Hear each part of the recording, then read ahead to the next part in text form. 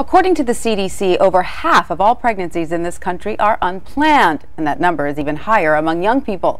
So even though there's so much information on prevention available today, many young people are still taking risks. To find out more, our own Dr. Richard Besser sat down with some 20-somethings to get a clearer picture of what they had to say when it comes to sex. The first thing I want to talk about is the talk. How many of you had a sex talk with your parents? You can just show a show of hands at some point. I remember I was about 13 or 14, and her version of the talk was basically, the first time you have sex, it will hurt, it will be painful, it will be scary, and I want you to promise to come and tell me before you do anything. It's pretty awkward having a conversation with your mom, you know? I was about 14, and my mom said, if you have sex, wear a condom. That was basically that was the talk. Yeah. Did she talk about where you could get condoms or how you could protect yourself? Yeah. She did. School, hospital, clinics, all that. Right. Agron's experience may not be the norm. A recent study found 70% of teen boys reported that they had not discussed how to use a condom or other birth control methods. 42% of teen girls reported that they had not discussed the effectiveness of birth control with their parents. Why is it that some women who don't want to get pregnant have sex without using contraception? I think it's a lot about the short term, thinking in the short term of this passionate moment, we can act in this way, without thinking about the long term, that this has very long term possible consequences. There's a new study out that shows that while most young adults believe that pregnancy should be planned, not all young adults are using contraception all the time. Does that surprise you? It doesn't surprise me because I don't think people think about it that way. Sex is glorified, like on TV and movie and like music videos. Like you watch Gossip Girl, you know, they're not like, wait, let me put a condom on, and then they just like have sex. And it's so romantic and passionate. It's not really a message that's You're not seeing prevalent. that behavior modeled. I think that so many of us want these movie moments of like, you complete me or you say the right thing or whatever it is. Before you're in that moment, you need to talk about it with your partner. Listen, if we're going to do this, what are we going to use the condom? Are we going to just rely on the pill? Because I don't want a child, you don't want a child. Well, then what do we need to do to make sure that we don't have a kid?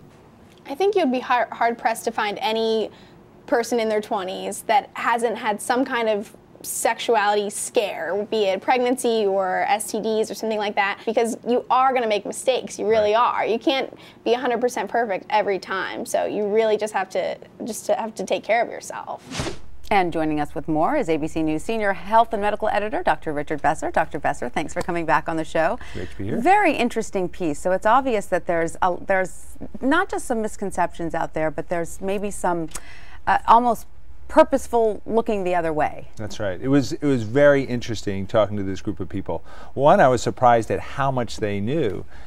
But two, I was also surprised at how much in the moment they were when it came to their behavior. They knew what they were supposed to be doing, they knew about protection, they knew about the risks, but each of them said that there was at some point in their lives that they'd done something they knew put them at risk for pregnancy. And you say they had this sort of Hollywood fantasy about how sex should unfold. Yeah, they all seem to say that their vision of what sexual encounters were about was so driven by what they saw on television and in the movies, and the Hollywood moment never seemed to have that pause for safe sex. Right. And pulling out a condom and talking about, well, is this a meaningful relationship? Where are we going on this? And it was the here and now. And now these people were clearly adults, they're in their 20s, but for parents who have teens and preteens or starting to go through this, you have some advice. And we hear that experts say that parents who've spoken to their children about sex tend to raise children who have sex later and have it more safely. Is that correct? That's totally correct.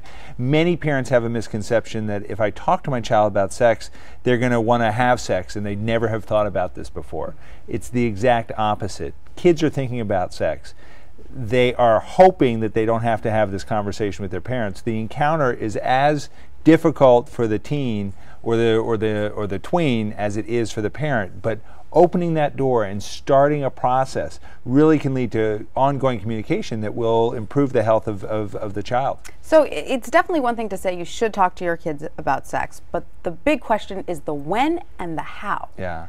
You know, there's a lot of materials on the web that can help guide you through this. There's one, healthychildren.org, that's got great tips on talking about sex, and you can get to that from abcnews.com. Be prepared. Know what you're talking about when you are going to sit down, so you can practice with a friend or a spouse what you want to say. Listen. Try and understand where your child is coming from. What do they know already? Because most parents, when they sit down to talk to their child, will be surprised at how much they already know. So you can open it up by asking them that question, perhaps? You can. You may not get an answer. Right. You may not get an answer. One thing that struck me is that, you know, parents will have the talk, they gear up the talk, they do the talk, then they say any questions, and it's always a resounding no. No.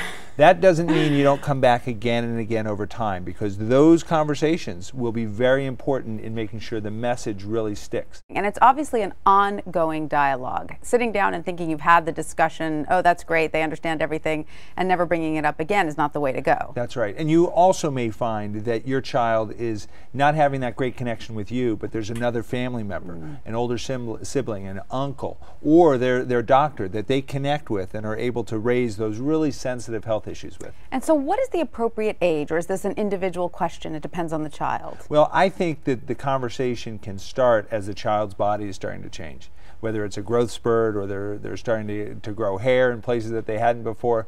Talking about body changes is a great way to start a conversation that can lead to a discussion about sex and values and relationships. It's not just the how do people have sex, it's what are your values when it comes to sexual relationships. That's very important. So it's crucial to stress the relationship aspect, the emotional aspect as well. That's right. It's all those components that go into a conversation and an ongoing conversation.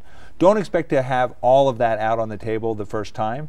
I think starting it with a body talk, that changes are going to be coming, is a great way to open that door, and then following up on that, having that same conversation again, and then expanding and moving forward. And how much can parents rely on schools and sex education classes? How helpful are those? You know, that's variable. Many schools will have a one-shot in the auditorium, boys today, girls tomorrow kind of thing, and think that they've met the obligation around this. Others will have ongoing programs each year. It's worth finding out what your school is doing so that you know where those gaps are and what you need to supplement. And when it comes to discussing safety, in terms of not getting pregnant, how do you sort of segue the discussion from sex and the relationship and the emotional aspect? And look, there are some very practical measures you have to take to not become pregnant or make someone pregnant. You know, I think that talking about relationship and values is important to put the context of what you feel is appropriate for when your child should have sex. But the safety side, you know, regardless of what you want your child to do, they may do something different. It's important to sit down and say, you know, if you decide that you want to have sex, here are what some of the risks are. Here's how you can protect yourself.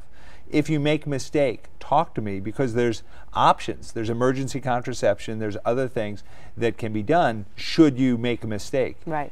You know, being non-judgmental keeps that door open. It's a great way of communicating with your child. Thank you so much, Dr. Besser. And there's always more information that's good to know on the health page at abcnews.com. ABC News Now. Good to know.